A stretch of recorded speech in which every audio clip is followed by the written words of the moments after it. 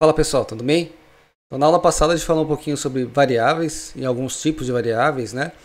Agora a gente vai falar um pouco mais sobre funções, que são trechos de código que a gente pode reutilizar em diversos pontos do nosso código. Vamos lá?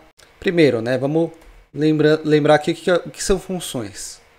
Funções são blocos de código que podem ser executados várias vezes. Eu posso escrever um código complexo e eu quero reutilizar ele no meu sistema, no meu código, em algum outro momento.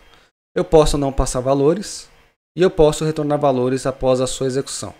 Então vamos olhar aqui a anatomia de uma função em que eu defino primeiro o nome da função usando a palavra-chave def. Eu posso informar parâmetros entre parênteses, depois dos parênteses do nome da função. Eu posso passar algumas informações, como números que eu queira multiplicar dentro do código. E aí o código que eu for programar, que vai ser reutilizado, ele precisa estar indentado, precisa ter esse recuo aqui em relação ao nome da função. Opcionalmente eu posso retornar algum valor, eu posso simplesmente mandar executar a função e não retornar nada, ele vai lá e executa algum trecho de código, ou eu posso retornar e atribuir o resultado para alguma outra variável. Para que a gente usa a função? A gente usa diversas vezes, a gente já usou inclusive nas aulas passadas, funções nativas do Python e de outras bibliotecas que compartilham o código com o Python. Então a gente vai falar sobre o Pandas mais para frente. A gente tem a função de leitura de código, leitura de arquivos, perdão.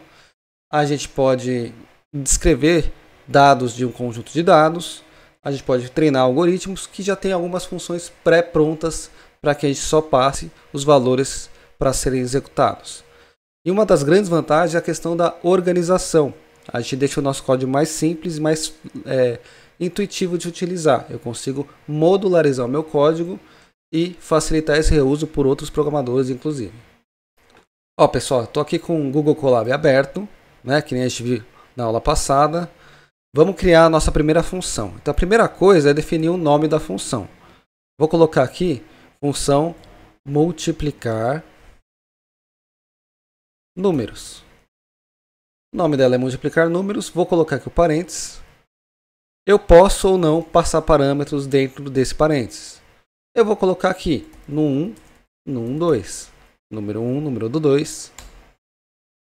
E aqui eu vou colocar o código que eu quero executar, que eu vou chamar várias vezes. Eu vou fazer o seguinte. Depois que eu vou fazer a multiplicação do número 1 pelo número 2. E aí eu vou retornar o resultado disso. Eu posso fazer de outra forma. Posso colocar aqui resultado recebe a multiplicação do número 1 pelo número 2 e eu retorno o resultado para que a gente vai reutilizar esse código, esse resultado em outra variável. Executo esse trecho de código, dou um play ou dou um shift enter. E aí eu posso chamar essa função. Então eu vou chamar aqui a função para a gente ver o que acontece. Eu vou colocar aqui, ó, multiplicar números. Vou passar dois números. Shift Enter. Ele deu o resultado aqui, 8. 2 vezes 4, 8. Legal. Eu poderia atribuir isso para uma outra variável, né? Que nem a gente viu que a gente declara a variável, ele já automaticamente recebe, já infere o tipo do dado que aquela variável vai receber. Então, vou colocar aqui, resultado recebe multiplicar números. Vou colocar assim, 5 vezes 5, e aí eu vou imprimir aqui o resultado. 25. Então, eu estou chamando a função multiplicar números em diferentes trechos do meu código. Essa é uma das vantagens de usar funções. O que eu posso fazer para melhorar o reuso dessa função? Eu posso documentar a função usando o que a gente chama de docstring. Eu vou colocar aqui 3 aspas seguidas. Tudo que estiver dentro dessas 3 aspas seguidas é a documentação. Então, eu vou colocar aqui, ó, função para multiplicar números. E aí eu vou colocar aqui quais são os parâmetros.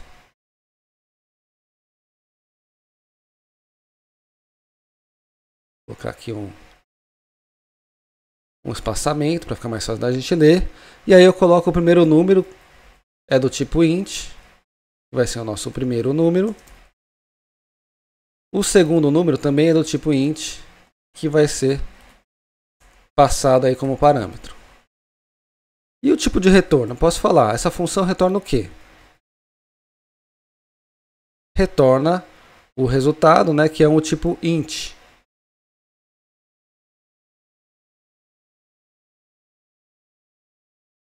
Resultado da multiplicação. Legal. Depois que eu faço isso, gente, eu preciso executar de novo esse código para gravar aqui a documentação. E aí, se eu for chamar de novo, multiplicar números,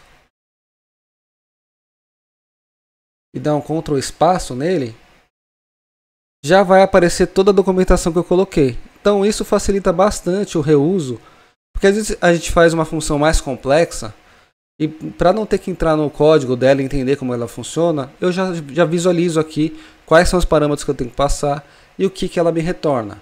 Tá?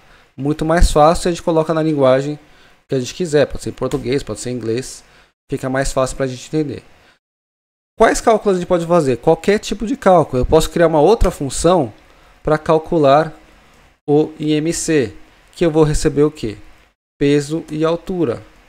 O IMC é um cálculo de índice de massa corporal que dá se a pessoa está dentro de um grau considerado eutrófico ou se está acima do peso ou abaixo do peso. Tá?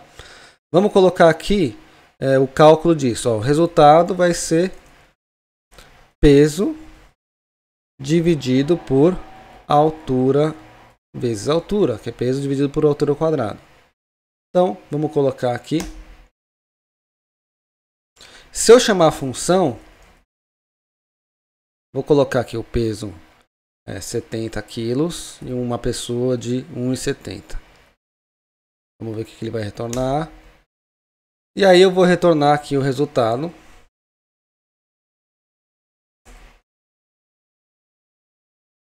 Vou mandar exibir aqui o resultado. Dá o IMC de 24,22. Tem uma tabelinha que tem as faixas de IMC.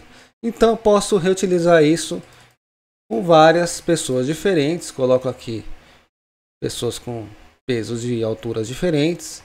O sistema vai calcular aqui para mim. E eu já consigo reutilizar isso para pequenos cálculos no meu dia a dia. Legal, gente? Então era isso que eu queria mostrar para vocês. Agradeço o tempo de vocês e na próxima aula a gente vai ver sobre lógica de programação e alguns condicionais. Valeu, gente. Até mais.